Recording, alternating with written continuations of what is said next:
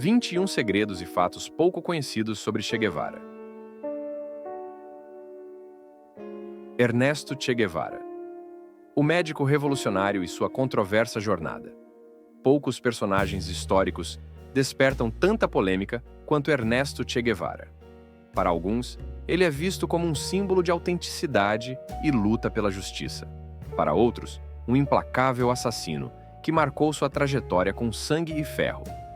Ao analisar seus 39 anos de vida, encontramos argumentos que sustentam ambas as perspectivas. Julgar figuras históricas como Che exige ponderação entre seus êxitos e erros, mas não há como negar o impacto que ele causou no mundo.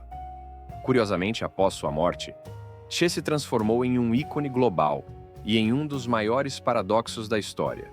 Um revolucionário que lutava contra o capitalismo e acabou sendo comercializado como uma verdadeira máquina de lucro.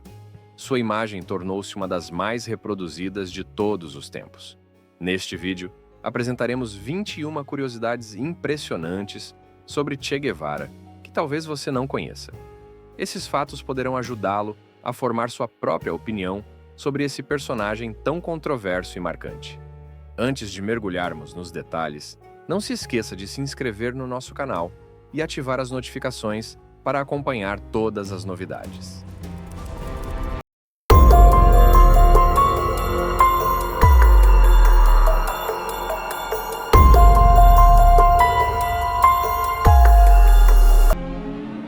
Número 1. A imagem mais reproduzida da história. Em 4 de março de 1960, um evento trágico marcou o porto de Havana. A explosão do cargueiro belga La Coubre, enquanto descarregava 76 toneladas de munição destinadas ao governo cubano.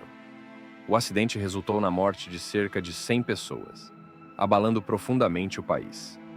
No dia seguinte, durante o funeral das vítimas, Ernesto Che Guevara apareceu com sua característica boina e cabelos longos. Seu olhar intenso, marcado pela dor e pela revolta, foi capturado pela câmera de Alberto Korda. De acordo com o Museu Victoria and Albert, em Londres, essa é a imagem mais reproduzida da história. Número 2. Executou pessoas sem julgamento formal. De acordo com o escritor cubano exilado, Jacobo Machover, em seu livro La Cara Oculta de Che, durante as lutas da Revolução Cubana e após sua vitória, Guevara executou indivíduos sem qualquer processo judicial. Ele justificava essas ações com o argumento de que as vítimas eram ou haviam sido colaboradores da ditadura anterior. Machover revela que esses julgamentos raramente ultrapassavam meia hora e, na maioria das vezes, nem sequer duravam tanto. Além disso, os acusados não tinham direito a se defender. A forma como esses julgamentos eram conduzidos e as execuções realizadas causaram um grande debate sobre a verdadeira natureza da revolução e das ações de Che Guevara. Número 3. Ele estava disposto a morrer por suas ideias. Até seus maiores inimigos reconheciam que Che Guevara não temia a morte e estava disposto a morrer por suas ideias. No entanto, assim como não temia morrer pelo que acreditava, ele também estava preparado para matar aqueles que discordassem de suas convicções. Entretanto, segundo Félix Rodrigues, agente da CIA que participou da captura de Guevara na Bolívia, Che demonstrou um momento de humanidade quando percebeu que sua morte estava próxima. Rodrigues relata que Guevara, ao ser capturado, disse: "Não atirem! Eu sou o Che Guevara! Estou mais vivo do que morto." Esse momento, para muitos, revelou um lado mais vulnerável de Guevara, mostrando que, apesar de sua determinação, ele também sentia o peso da morte se aproximando. Número 4. Ele era um banqueiro terrível. Che Guevara foi presidente do Banco Nacional de Cuba entre novembro de 1959 e fevereiro de 1961. Durante seu tempo à frente da maior autoridade monetária do país, ele fez algo bastante incomum. Os bilhetes emitidos pelo governo cubano durante esse período traziam apenas seu apelido, Che, em vez de figuras tradicionais ou símbolos de autoridade. Esse gesto foi interpretado por muitos como uma forma de desdém pelo dinheiro capitalista. No entanto, durante sua gestão, o peso cubano perdeu quase todo o seu valor em relação às moedas estrangeiras, o que gerou sérias dificuldades econômicas. Esse período na economia cubana, sob a liderança de Guevara, foi marcado por desafios econômicos e uma tentativa radical de remodelar a moeda e as finanças do país de acordo com os ideais revolucionários. Número 5. Depois de morrer, ele se tornou uma máquina de ganhar dinheiro. Após sua morte, Che Guevara se transformou em uma verdadeira máquina de fazer dinheiro. O argentino que tanto lutou contra o capitalismo acabou se tornando um ícone comercializado em massa. Sua imagem, que foi imortalizada na famosa foto tirada por Alberto Korda, está estampada em uma infinidade de produtos, como canecas, chaveiros, bonés, carteiras e, claro, as populares camisetas. Esses itens com seu rosto se espalharam por todo o mundo, impulsionados pela sacrossanta lei da oferta e da demanda. Desde pequenos negócios até grandes corporações, todos têm se aproveitado da imagem de Guevara para gerar lucro. Número 6. Seu bisavô era o homem mais rico da América do Sul. Ernesto Rafael Guevara de La Serna nasceu em 14 de junho de 1928, em Rosário, Argentina, em uma família de ascendência irlandesa e basca. Curiosamente, seu bisavô, Patrício Julian Lynch, um irlandês que imigrou para a Argentina no século XVIII, foi o homem mais rico da América do Sul naquela época. Ao refletir sobre a vida revolucionária de seu filho, o pai de Che, Ernesto Guevara Lynch, comentou certa vez: "O primeiro ponto a notar é que nas veias de meu filho corria sangue dos rebeldes irlandeses, o que talvez tenha influenciado a trajetória revolucionária de Che Guevara." Número 7. Ele foi apelidado de Chancho na escola por causa de sua má higiene. Seu primeiro apelido, Chancho, um sinônimo de porco em vários países da América Latina, surgiu devido aos seus hábitos de higiene pouco cuidados. Guevara também sofria de asma, o que o incomodava principalmente ao praticar seu esporte favorito, o rugby.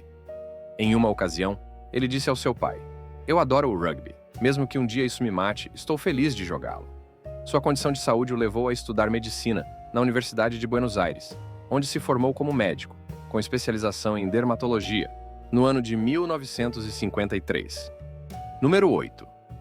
Foi responsável por encarcerar centenas de homossexuais em um campo de trabalho em Cuba. Che Guevara foi responsável pela criação do primeiro campo de trabalho em Cuba, e ele considerava os homossexuais como pervertidos sexuais. Como resultado, dezenas de homens homossexuais foram enviados para Guanahacabibes, onde enfrentavam condições extremamente duras de trabalho. Portanto, as pessoas que desfilam usando camisetas com o rosto de Che no Dia Internacional do Orgulho LGBT estão, na realidade, ignorando um contrassenso histórico, uma vez que Guevara, em sua época, foi responsável por atitudes e decisões que opunham-se diretamente aos direitos da comunidade LGBT. Número 9. A posição de Fidel Castro em relação aos homossexuais foi influenciada pelas ideias de José Martí. Martí, considerado por muitos revolucionários de Castro como o autor intelectual da Revolução Cubana, em seu livro Nuestra América, Martí identificou os homossexuais como incapazes de contribuir para a construção de uma nação e defendeu a ideia de que os heterossexuais eram essenciais para o crescimento e fortalecimento da sociedade cubana, considerando a atração entre pessoas do mesmo sexo como um sintoma de decadência burguesa. Número 10. Ele era admirador do americano Bobby Fischer. Em 1965, Bobby Fischer, futuro campeão mundial de xadrez, não recebeu autorização do governo dos Estados Unidos para viajar a Cuba e participar do torneio Memorial Capablanca. Como alternativa, Fischer jogou por teletipo, enviando seus movimentos para o Chelsea Club, em Nova York, enquanto em Havana, os movimentos eram transmitidos para o tabuleiro por José Raul Capablanca Jr. Esse episódio foi considerado uma vitória política pela Revolução Cubana. E Che Guevara, grande entusiasta do xadrez, enviou uma nota de felicitações a Fischer, reconhecendo a sua habilidade e a importância desse evento. Número 11. Ele foi treinador e jogador de futebol na Colômbia. Em 1952, durante sua famosa viagem de motocicleta pela América Latina com Alberto Granado, os dois amigos chegaram à Colômbia sem nenhum dinheiro. Ao passarem por Letícia, perceberam que os argentinos tinham uma excelente reputação no futebol colombiano, especialmente porque Alfredo Di Stéfano, um dos maiores talentos da época, jogava no Millonarios de Bogotá. Granado e Guevara se tornaram treinadores e jogadores do Independiente Sporting Club, com Granado atuando como atacante e Guevara como goleiro, tentando evitar que sua asma o impedisse de jogar. Número 12. Ele foi radicalizado na Guatemala.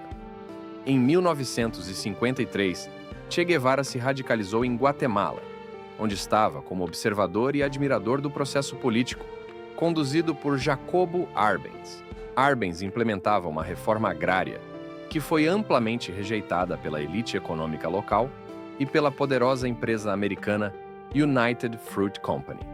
Em 1954, Arbenz foi deposto por um golpe de Estado, patrocinado pela CIA e pela United Fruit Company. Guevara, que já apoiava o governo de Arbenz, se envolveu nas escaramuças de um grupo de partidários do presidente, que tentou, sem sucesso, alterar o curso dos acontecimentos e evitar a queda do governo. Número 13. Seus restos mortais ficaram desaparecidos por 30 anos. Após sua morte em 1967, Che Guevara permaneceu sem identificação por mais de 30 anos. Seu corpo foi mutilado, com as mãos cortadas para serem usadas como meio de identificação. Em 1995, o general boliviano Mário Vargas revelou o local da vala comum, iniciando uma busca em massa que culminou, em 1997, com a identificação dos restos mortais de Guevara. Número 14. Suas mãos fizeram uma viagem incomum. Após a morte de Che Guevara, suas mãos amputadas ficaram sob a custódia de Antônio Arguedas, o ministro do interior da Bolívia, que as guardava em um frasco com formol, dentro de uma urna de madeira, sob sua cama. As mãos passaram por várias cidades, incluindo Santiago do Chile, Montevidéu, Buenos Aires, Paris, Budapeste e Moscou, onde foi feita uma autenticação da identidade. Finalmente, as mãos chegaram a Havana, onde continuam preservadas em um local secreto. Número 15. Não se sabe quem o traiu. Existe uma versão que sugere que a queda de Che Guevara na Bolívia foi resultado da traição de uma pessoa de seu círculo íntimo. Um dos possíveis traidores apontados foi o pintor e guerrilheiro argentino, Sisto Bustos, que sempre negou essa acusação até sua morte, em 2017.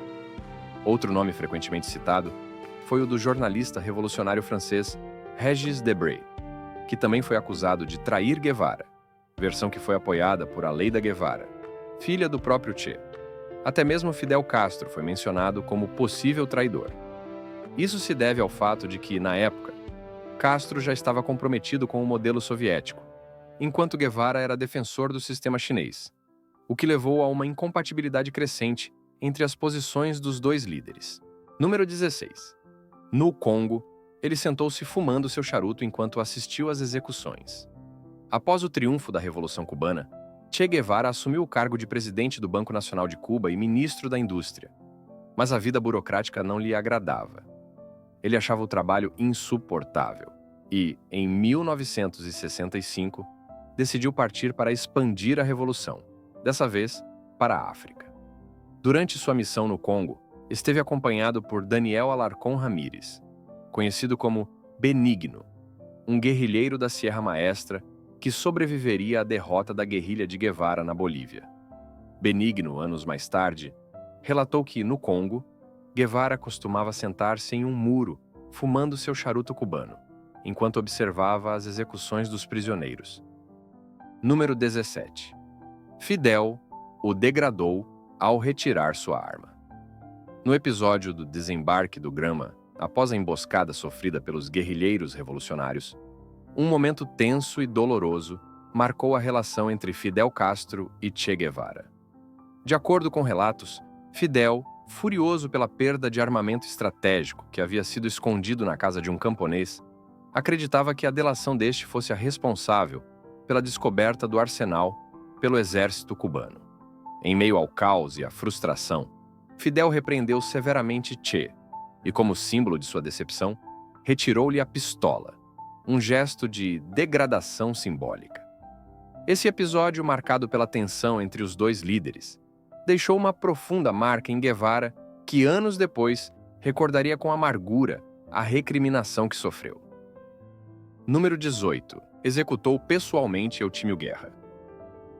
Na Sierra Maestra, Che Guevara enfrentou não só o desafio de sua própria saúde, devido à asma agravada pelo clima cubano, mas também se destacou como um líder militar, com grande capacidade de comando, coragem imensa e uma obsessão pela disciplina dentro da guerrilha.